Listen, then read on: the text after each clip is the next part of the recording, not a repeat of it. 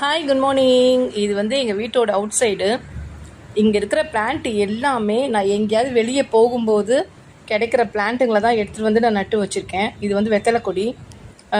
அப்புறம் இது வந்து பார்த்திங்கன்னா குப்பைமேனி தானாகவே வளர்ந்துருக்கு.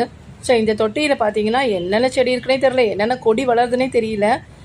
ஒரு கற்றாழை இருக்குது, ஒரு ஸ்னேக் பிளான்ட் இருக்குது, அதுக்கப்புறம் 2 கொடி, என்ன கொடின்னு தெரியல, அது அப்படியே படர்ந்துக்கிட்டே இருக்குது.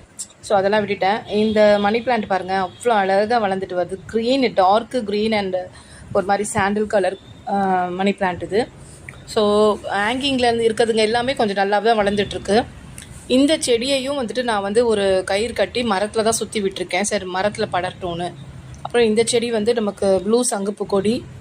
அப்புறம் வந்து கெலேடியம், இது கெலேடியம் நிறைய வளர்ந்துட்டுருக்கு.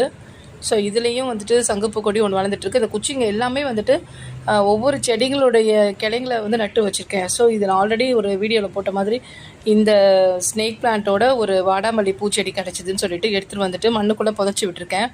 பட் காஞ்சு தான் இருக்குது, அப்புறம் வந்துடும். அப்புறம் இந்த பிளான்ட்டுங்க எல்லாமே வந்துட்டு ஃபுல்லாகவே தரையில் படர்ந்து இருக்குது.